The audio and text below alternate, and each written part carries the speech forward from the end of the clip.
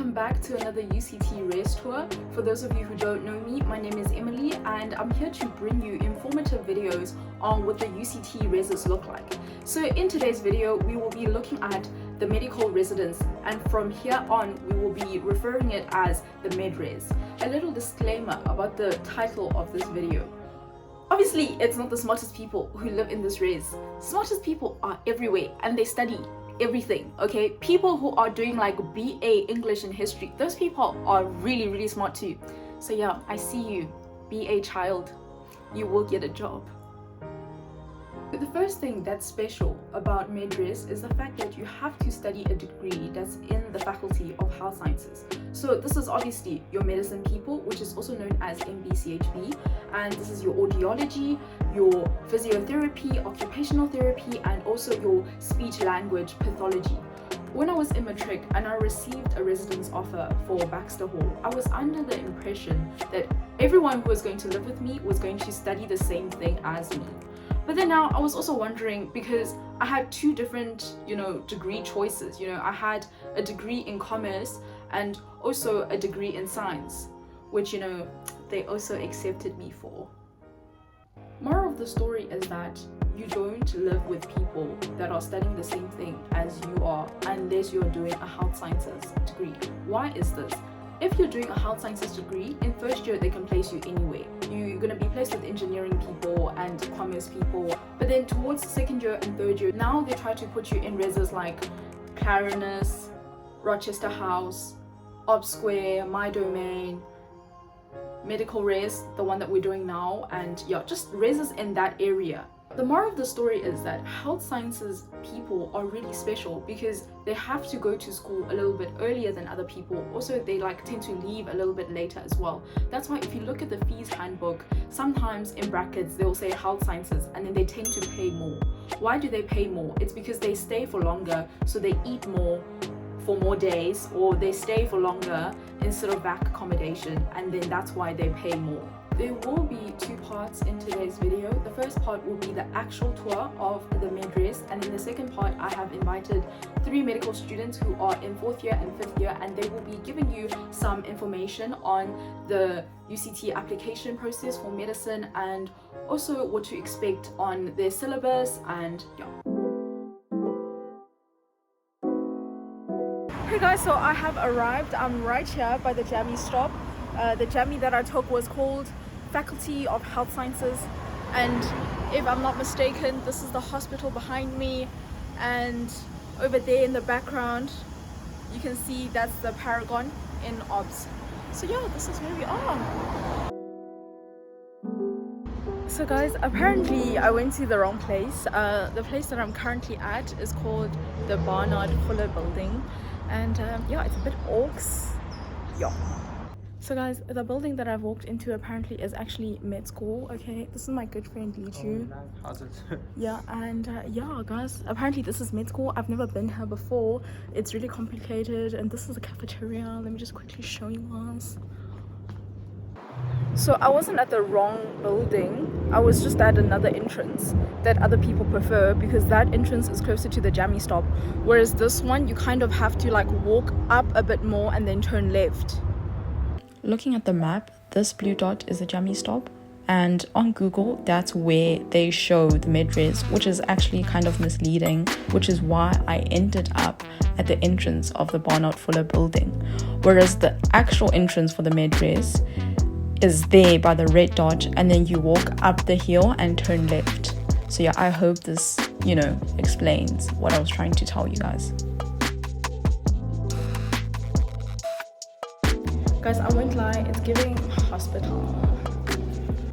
Firstly, we have a room that is on the 3rd floor. So most of the rooms look like this. It's giving Baxter Hall, first tier res vibes, because it is a catering res and they don't give you a fridge. You can bring your own if you like to. Standard things.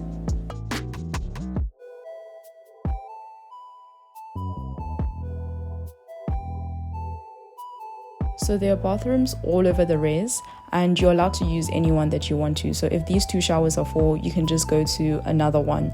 So the showers are very common. Mid-res has a lot of cool study spaces, but this one is definitely my fave because it has this bed thing going on and you can practice, for your practicals or whatever. This is the courtyard. It's like a quad in high school. Behind the tree, we have the dining hall. There are around 100 people living here. This is the dining hall, and that's the juice machine. And this is a view into the courtyard. So there were too many options for dinner that night. And this was the fresh salad that I was talking about that's available at every meal.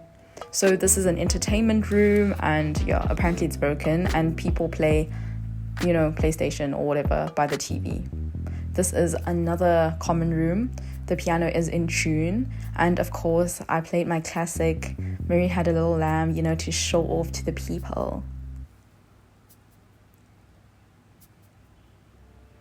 So this is the only kitchenette that they have. It's quite sad. There's no stove. You can never cook in mid-res, and people are too lazy to wash their dishes here, so they usually just do it in the bathroom. And no one uses the fridge.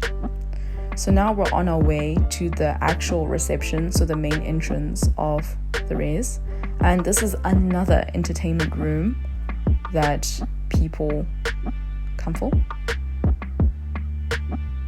I think it's quite cute. This is the laundry room.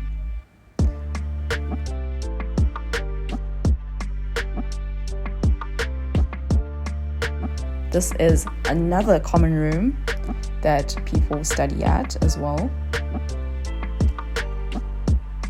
And this is a room on the first floor. The posters are very on brand, like your skeleton and whatnot. So it is a little bit different. It feels a little bit different because of the wooden wall situation. It's not extra cupboard space or anything. And there's an extra table in this room.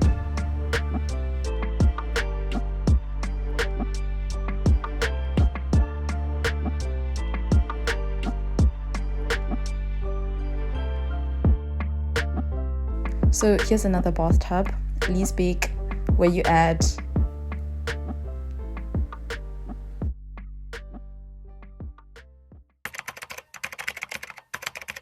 Hi, I'm Leju. I'm from King Williamstown /Gombe, and I'm in 5th year med, and I was previously at Clarendon for 3 years. I'm Bianca. I'm from Limpopo, Venda, and I'm a 4th year medical student. I was previously staying at Clarendon for 2 years, and then I was mid-res 2 years. Okay. And this is my second year. I am Basitsa Nasini. I'm a 4th year medical student, and I'm originally from Johannesburg. When I got to UCT, I stayed at Tagwell, which is at lower campus, moved to Clarinus, and then now I'm at mid-res, and this is my second year.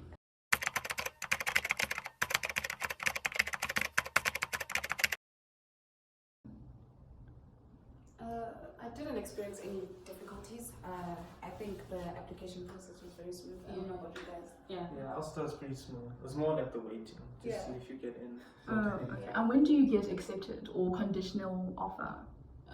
I got mine in September. Yeah, same here. Oh, okay. And then when is the final offer? In Jan, after the results After the come results, out, so I think a few days after that, and then they'll give you like a period to accept your offer or not. If you don't accept it by the date, then they'll have to give it to another person rather. Yeah. And the communication is usually pretty good. Especially with applications. And last year they actually wanted to they come up with a way to reach people who don't usually have data and stuff to be able maybe to send an SMS to say please check your offer that's on email. I think they did that, didn't they? Yeah. They sent an SMS to say please check your offer, and then you must accept or decline on your emails. Yeah, that's how it goes. And there's a link on the email. Yeah. I guess then you can just say difficulties when you don't have internet. Yeah, but they send an SMS, so you just have to put the correct number. Yeah.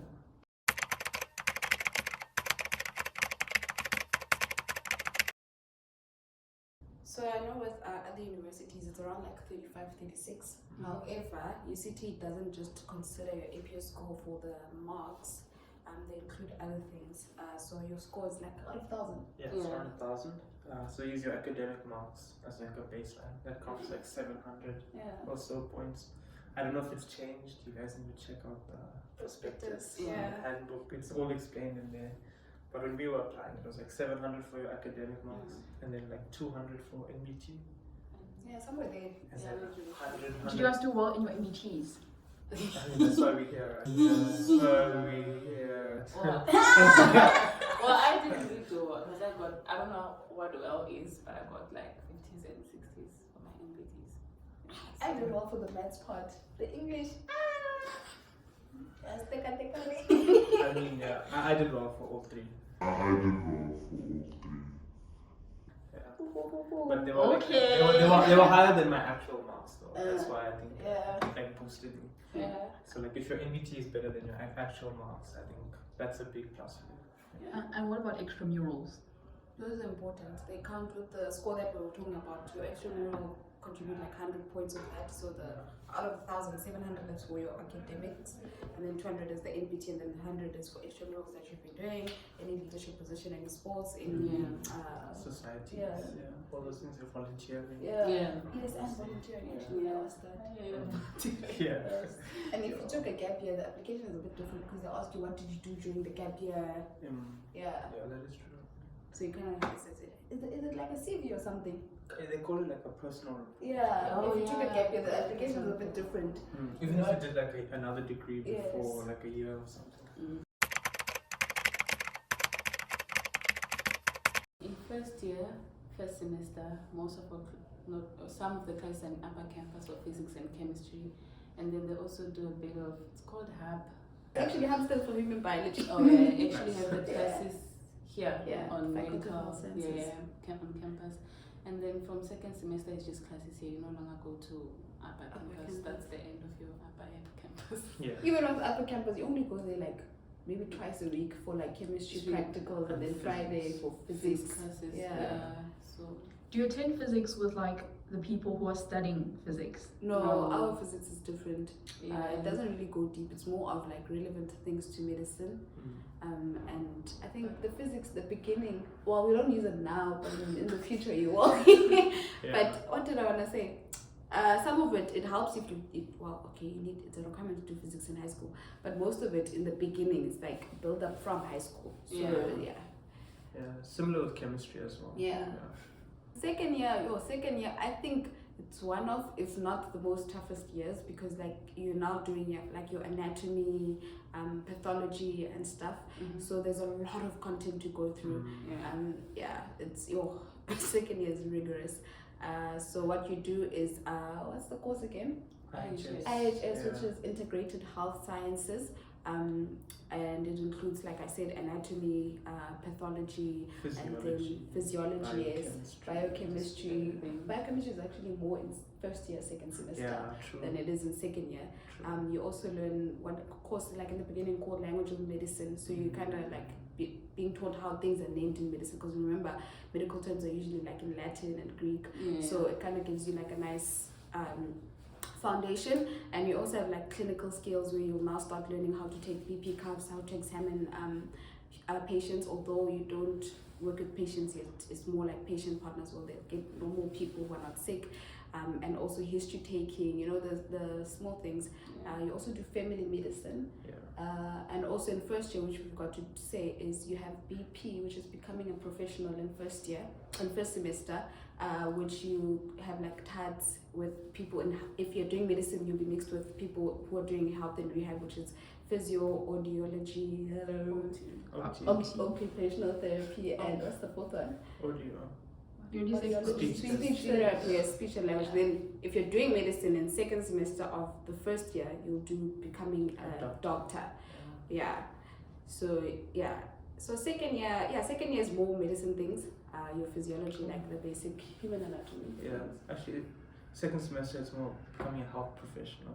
Oh yes, becoming a health professional. Then second year is becoming a doctor.